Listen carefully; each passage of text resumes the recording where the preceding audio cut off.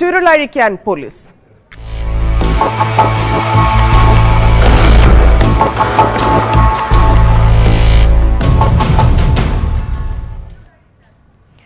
Elathur തീവെപ്പ് case പ്രതി ഷാരൂഖ് സൈഫി ആദ്യം എത്തിയത് ഷൊർണൂരിൽ. പ്രതി പെട്രോൾ വാങ്ങിയത് ഷൊർണൂരിൽ നിന്നെന്ന് പോലീസ് പറയുന്നു. ഇതിന്റെ CCTV ദൃശ്യങ്ങൾ പോലീസ് ശേഖരിച്ചു. വിനേഷ് കുമാർ ചേരുന്നു. വിനേഷ്, കൃത്യമായ തെളിവുകളാണ് പോലീസിന് ലഭിക്കുന്നതെന്ന് വിചാരിക്കാം. ഷൊർണൂരിലെത്തിയാണ് പെട്രോൾ വാങ്ങിയത് എന്നുള്ള വിവരങ്ങളാണ് വരുന്നത്. ചോദ്യം ചെയ്യൽ എങ്ങനെ പുരോഗമിക്കുന്നു? വിവരങ്ങൾ.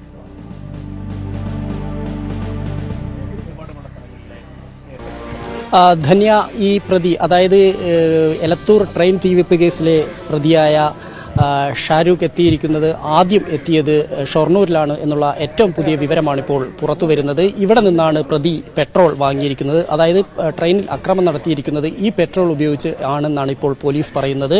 അതായത് ഞായറാഴ്ചയാണ് പ്രതി ഇവിടെ എത്തിയത്. ഞായറാഴ്ച ഇവിടെ, അതായത് റെയിൽവേ സ്റ്റേഷന് സമീപമുള്ള പെട്രോൾ പമ്പിൽ നിന്ന് പ്രതി പെട്രോൾ വാങ്ങിക്കുകയും തുടർന്ന് ബാഗിൽ സൂക്ഷിക്കുകയും അതിനുശേഷമാണ് വൈകുന്നേരം അവിടെ നിന്ന് പുറപ്പെടുന്ന എക്സിക്യൂട്ടീവ്, അതായത് ആലപ്പുഴയിൽ നിന്ന് വരുന്ന എക്സിക്യൂട്ടീവ് എക്സ്പ്രസിന് അവിടെ നിന്ന് ഷൊർണൂരിൽ നിന്ന് കയറിപ്പറ്റുകയായിരുന്നു. അതിനുശേഷം കോഴിക്കോട് 9:10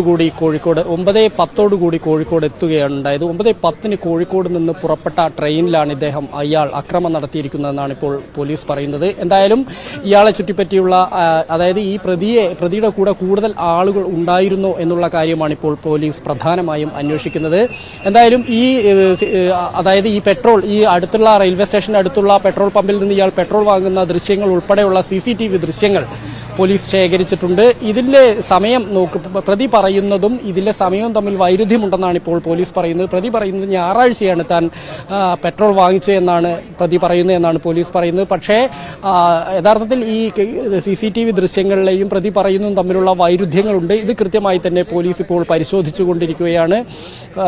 ഇതിൽ മാത്രമല്ല, ഇയാൾ വന്ന് ട്രെയിനിൽ തന്നെയാണോ വന്നത്, അതുപോലെ തന്നെ ഇയാളുടെ കൂടെ മറ്റാരെങ്കിലും ഉണ്ടായിരുന്നോ എന്നതുൾപ്പെടെയുള്ള കാര്യങ്ങൾ അന്വേഷിക്കുന്നത്. പ്രധാനമായും നമ്മളുടെ ഈ സംഭവം ഉണ്ടായതിനു ശേഷം ആവർത്തിക്കപ്പെടുന്ന ഒരു ചോദ്യം ഇതിന്റെ മോട്ടീവ് എന്തായിരുന്നു എന്നുള്ളതാണ്. എന്താണ് ഇങ്ങനെ ഒരു കുറ്റകൃത്യം നടത്താനുള്ള കാരണം എന്നതിലേക്ക് കാര്യങ്ങളിലേക്കൊന്നും ഇപ്പം ഈ പെട്രോൾ വാങ്ങിയ സ്ഥലം, അത് സ്വാഭാവികമായിട്ടും CCTV എന്നൊക്കെയുള്ളത് കേന്ദ്രീകരിച്ചാൽ തെളിയാവുന്ന കാര്യങ്ങളേ ഉള്ളൂ. പക്ഷേ പ്രധാനപ്പെട്ട, അതായത് കൃത്യത്തിന് പിന്നിൽ ആരോ ഗൂഢാലോചനയുണ്ടോ, കൂടെ ആരെങ്കിലും ഉണ്ടായിരുന്നോ എന്നൊക്കെയുള്ള വളരെ സുപ്രധാനമായ കാര്യങ്ങളിലേക്ക് അന്വേഷണം കടന്നിട്ടുണ്ടോ? ആ കാര്യങ്ങളിൽ പോലീസ് നൽകുന്ന വിവരങ്ങൾ എന്തൊക്കെയാണ്?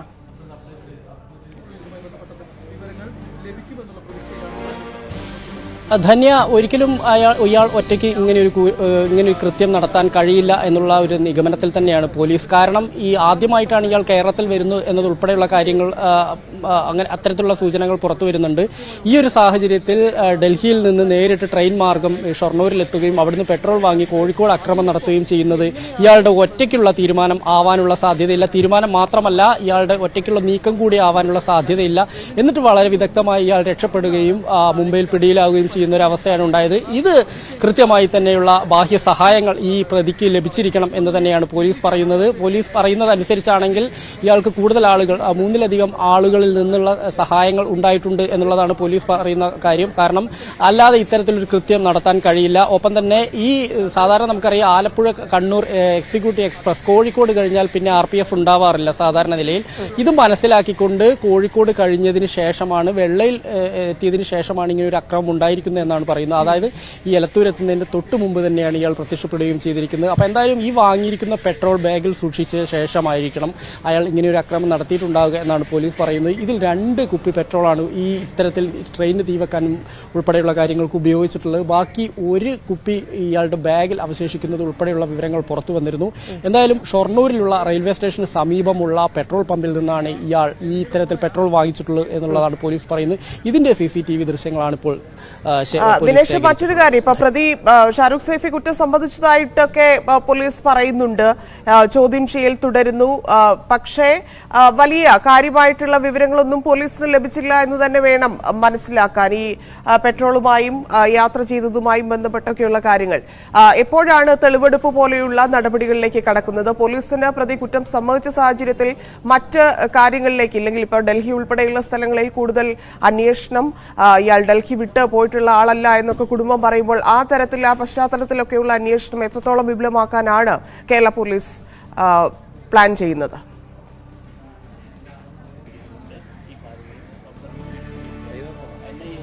ധന്യ, ഇതിൽ കൃത്യമായ അന്വേഷണങ്ങൾ നടക്കേണ്ടതുണ്ട്. കാരണം ഈ കേരളം വിട്ട് ഇതുവരെയും പ്രതി പുറത്തു പോയിട്ടില്ല, അതായത് ഷാരൂഖ് പുറത്തു പോയിട്ടില്ല എന്ന് അവരുടെ മാതാപിതാക്കൾ ഉൾപ്പെടെ പറയുന്നുണ്ട്. അങ്ങനെ ഒരാൾ ഇങ്ങനെ വളരെ പ്ലാൻഡായ ഒരു അറ്റാക്ക് ഒരു ആക്രമണം നടത്താനുള്ള സാധ്യത എത്രത്തോളം ഉണ്ട് എന്നതുൾപ്പെടെയുള്ള കാര്യങ്ങൾ അന്വേഷിക്കേണ്ടതുണ്ട്. ഒപ്പം തന്നെ ഇതൊരു ഭീകരാക്രമണം അല്ലെങ്കിൽ ഒരു തീവ്രവാദ ആക്രമണം എന്നുള്ള രീതിയിൽ തന്നെയാണ് കേന്ദ്രം കാണുന്നത്. കേന്ദ്ര അന്വേഷണ ഏജൻസികളെല്ലാം തന്നെ ആ നിലപാടിലാണ്. പക്ഷേ അത്തരത്തിലുള്ള ഇതൊരു ഭീകരാക്രമണത്തിന്റെ ഭാഗമായി കാണുന്ന രീതിയിലുള്ള തെളിവുകൾ സംസ്ഥാന ഈ അന്വേഷണ ഏജൻസികളുടെ കൈവശമില്ല എന്നുള്ളതാണ് ഇത് സംബന്ധിച്ചുള്ള എടുത്തു പറയേണ്ട കാര്യം. അതുകൊണ്ട് തന്നെ അത്തരത്തിലുള്ള തെളിവുകൾ ഇല്ലാത്തത് കൊണ്ട് തന്നെയാണ് ഈ കേസിൽ UAPA ചുമത്താത്തതും.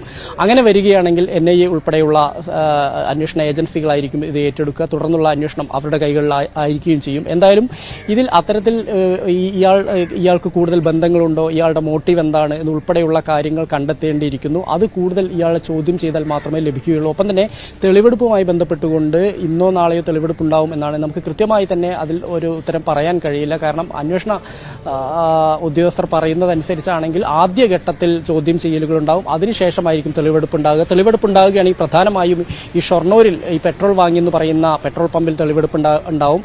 ഒപ്പം തന്നെ എലത്തൂരിൽ ഈ ട്രെയിൻ അപകടമുണ്ടായ അല്ലെങ്കിൽ ട്രെയിന് തീ വെച്ച സ്ഥലത്ത് തെളിവെടുപ്പ് ഉണ്ടാവും. മറ്റൊന്ന് കണ്ണൂരിലാണ് ഇപ്പോൾ ഈ തീ പിടിച്ച D1 എന്ന് പറയുന്ന കോച്ചുള്ളത്. ഈ D1 കമ്പാർട്ട്മെന്റിലാണ് തീ വെച്ചിരിക്കുന്നത്. ഇത് കണ്ണൂരിൽ തെളിവെടുപ്പ് ഇവിടെ നടത്തേണ്ടതുണ്ട്.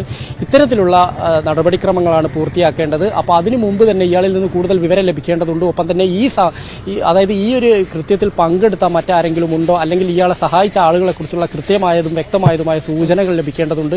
ഇത്തരത്തിലുള്ള ഒരു നടപടിക്രമങ്ങളാണ് ഇനി പൂർത്തിയാക്കേണ്ടത്. ഭീകരവാദം തന്നെ എന്നുള്ള കാര്യം ഇപ്പൊ കേന്ദ്രവും സംസ്ഥാനവും തമ്മിൽ അതിലൊരു തർക്കം നിലനിൽക്കുന്നത് കൊണ്ടാണോ ഇത്രയും കാര്യങ്ങൾ? കാരണം പ്രതിയിൽ നിന്ന് വളരെ നിർണായകമായ കാര്യങ്ങൾ, ഇപ്പൊ ദില്ലിയിൽ നിന്ന് കേരളത്തിലേക്ക് പുറപ്പെട്ടത് മുതൽ കുറ്റകൃത്യ ആസൂത്രണം ചെയ്തത്, നടപ്പാക്കിയത്, തിരിച്ച് മഹാരാഷ്ട്രയിലേക്ക് രക്ഷപ്പെട്ടതടക്കമുള്ള കാര്യങ്ങൾ കൃത്യമായി അറിയേണ്ടതുണ്ട്. അത് തെളിവെടുപ്പ് നടത്തേണ്ട കാര്യങ്ങൾ കൂടിയാണ്. ഈ ഒരു തർക്കമുള്ളത് കൊണ്ടാണോ ഇത് വൈകുന്നത് എന്നുള്ള സൂചനകൾ, ഇല്ലെങ്കിൽ അത്തരത്തിലുള്ള വിവരങ്ങൾ വരുന്നുണ്ട്?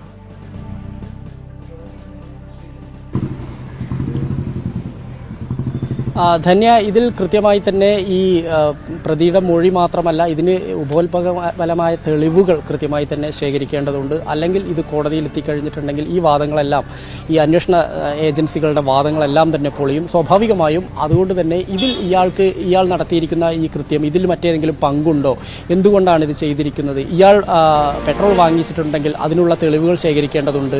ഇയാൾ ട്രെയിനിൽ നിന്ന് ചാടിയിട്ടുണ്ടോ, അല്ലെങ്കിൽ ഇയാൾ എങ്ങനെ രക്ഷപ്പെട്ടു, ഇവിടെ നിന്ന് മറ്റ് ട്രെയിൻ മാർഗമാണോ രക്ഷപ്പെട്ടത്, മറ്റേതെങ്കിലും സഹായങ്ങൾ ഉണ്ടാവും. ഇങ്ങനെ വളരെ കൃത്യമായി തന്നെ ഇതിൻ്റെ എല്ലാം തന്നെ മെറ്റീരിയൽ ഫാക്റ്റ് ആയതും അല്ലാത്തതും സാഹചര്യ തെളിവുകളും എല്ലാം തന്നെ കൃത്യമായും ഇതിൽ ഉണ്ടാക്കിയെടുക്കേണ്ട ഒരു ഉത്തരവാദിത്വം, ഒരു ദൗത്യം തന്നെയാണ് പോലീസിന്, അന്വേഷണ സംഘത്തിന്റെ മുമ്പിലുള്ളത്. അപ്പോൾ അത്തരത്തിലുള്ള ഒരു നീക്കം തന്നെയാണ് പോലീസ് അന്വേഷണ സംഘം നടത്തുന്നത്. അത്തരത്തിലുള്ള തെളിവുകൾ ഉണ്ടാക്കിയാൽ മാത്രമേ ഈ കേസ് നിലനിൽക്കുകയുള്ളൂ. ഒപ്പം തന്നെ ഇത് കേവലം ഇത് തീവ്രവാദി ആക്രമണം എന്ന് ഒറ്റയടിക്ക് പറഞ്ഞ് മാറിക്കളയാൻ കഴിയില്ല എന്നുള്ള നിലപാടാണ് കേരള പോലീസിൻ്റേത്. കാരണം ഇതിൽ അത്തരത്തിലുള്ള തെളിവുകൾ ശേഖരിക്കേണ്ടതുണ്ട്. ഇയാളുടെ കുടുംബ പശ്ചാത്തലം മുതൽ ഇങ്ങോട്ട് ഇയാളുടെ മറ്റുള്ള ആക്ടിവിറ്റീസുകൾ കൂടുതൽ പരിശോധിക്കേണ്ടതുണ്ട്. ഇയാൾക്ക് ഏതെങ്കിലും അത്തരത്തിലുള്ള മതസംഘടനകളുമായോ അല്ലെങ്കിൽ തീവ്രവാദ സംഘടനകളുമായോ ഏതെങ്കിലും തരത്തിൽ ബന്ധമുണ്ടോ എന്നുള്ളത് ഉണ്ട്.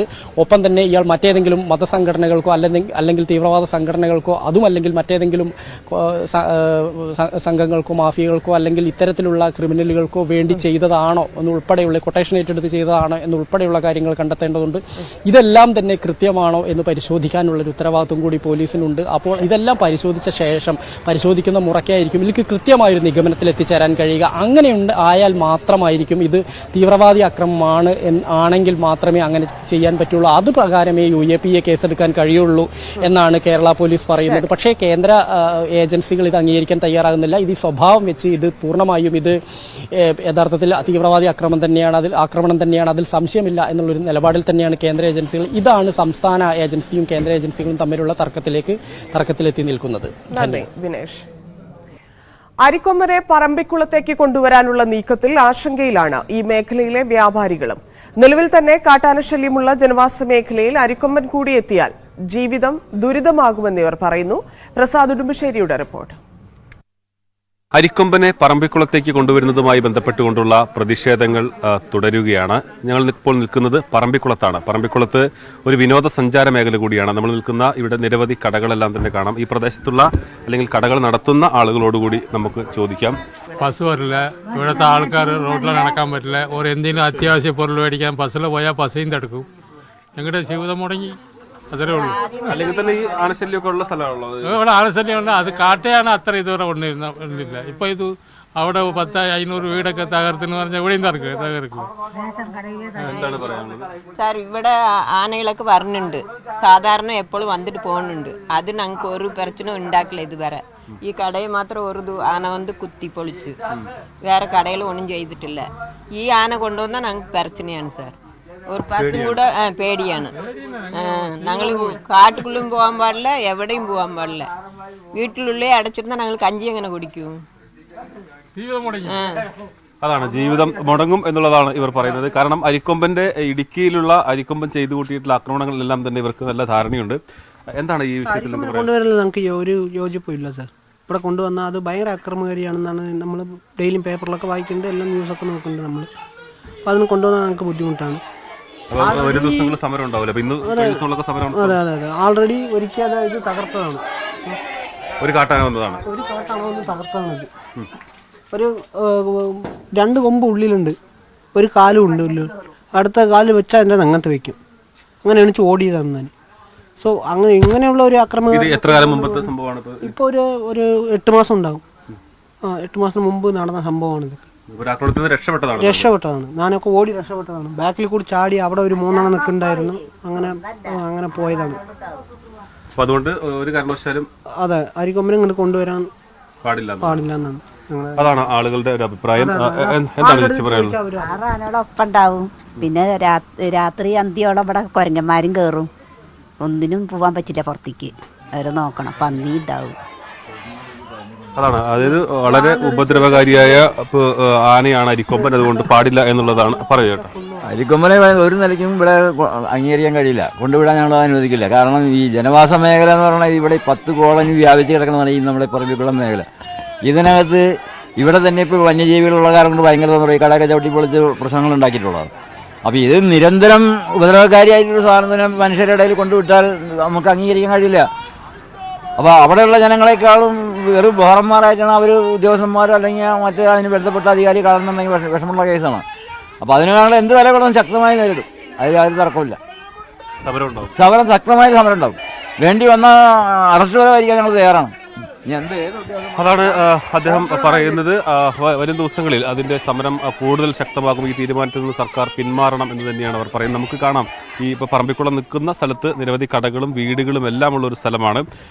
ഈ 11 കോളനികളായി ഉണ്ട്. അതോടൊപ്പം തന്നെ PAP, അതായത് പബ്ലിക് പറമ്പിക്കുളം മാളിയർ പദ്ധതിയിലെ ആളുകൾ, ജീവനക്കാർ ഉൾപ്പെടെ താമസിക്കുന്ന സ്ഥലങ്ങളുണ്ട്. എന്തായാലും അത്തരമൊരു സ്ഥലത്തേക്ക് അരിക്കൊമ്പനെ ഈ ജനവാസ മേഖലയിലേക്ക് പറമ്പിക്കുളത്ത് കൊണ്ടുവരുമ്പോൾ ജനവാസ മേഖലയിലേക്ക് ഒരു കൊമ്പൻ എന്ന് പറയുന്ന റേഞ്ചിൽ ആണ് കൊണ്ടുവിടുന്നത് എന്ന് പറയുമെങ്കിൽ പോലും അത് പിന്നീട് ജനവാസ മേഖലയിലേക്ക് വരും എന്നതാണ് ഇവരെ എല്ലാം ആശങ്കയിലാക്കുന്ന ഒരു സാഹചര്യം.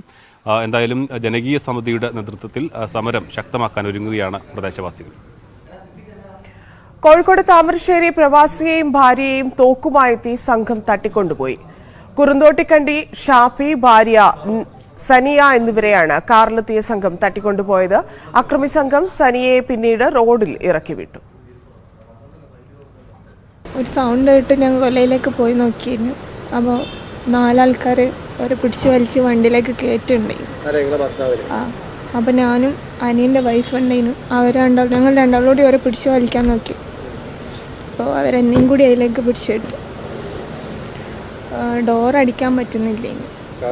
ആ അപ്പോൾ അവർ കുറച്ച് മുന്നോട്ട് കൊണ്ടുപോയി ഞാൻ പിന്നെ അവിടെയൊക്കെ ഇറക്കിയിട്ട് ഡോർ അടിച്ച് മുഖംമൂടി ഉണ്ടായി. ടവലുകൊണ്ട് കെട്ടിയാണ്. ഷർട്ടൊന്നും ഇട്ടിട്ടില്ല. സംഭവത്തിൽ 2 പേരെ കസ്റ്റഡിയിലെടുത്തു. ഇവരെ ചോദ്യം ചെയ്യുകയാണ്. CCTV ദൃശ്യങ്ങൾ കേന്ദ്രീകരിച്ചാണ് അന്വേഷണം. പേവിഷബാധ ചികിത്സാ പിഴവ് അന്വേഷണത്തിൽ ബാലാവകാശ കമ്മീഷൻ മെഡിക്കൽ ബോർഡ് രൂപീകരിച്ചു. കോട്ടയം മെഡിക്കൽ കോളേജിൽ കുട്ടിയെ ചികിത്സിച്ച ഡോക്ടർമാരും കാർത്തിക്കും കുടുംബവും 10-ന് ബോർഡിന് മുന്നിൽ ഹാജരാകും. അതേസമയം ആരോഗ്യവകുപ്പ് ആലപ്പുഴയിൽ രൂപീകരിച്ച അന്വേഷണ സംഘം തിങ്കളാഴ്ചയോടെ തെളിവെടുപ്പ് ആരംഭിക്കും. News 18 follow up. പ്രധാനമന്ത്രി നരേന്ദ്രമോദിയുടെ 2 ദിവസത്തെ ദക്ഷിണേന്ത്യൻ പര്യടനം ഇന്ന് ആരംഭിക്കും. തെലങ്കാന, തമിഴ്നാട്, കർണാടക സംസ്ഥാനങ്ങളിലാണ് പര്യടനം.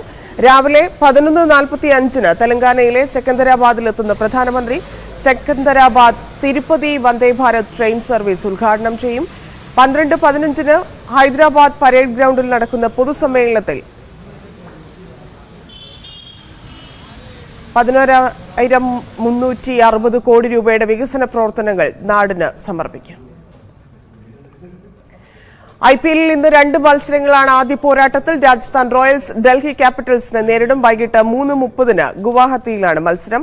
2 മത്സരത്തിലും തോൽവി നേരിട്ട ഡൽഹി ആദ്യ ജയം ലക്ഷ്യം വെക്കുമ്പോൾ 2ാം ജയത്തിനുള്ള ശ്രമത്തിലാണ് സഞ്ജുവും സംഘവും.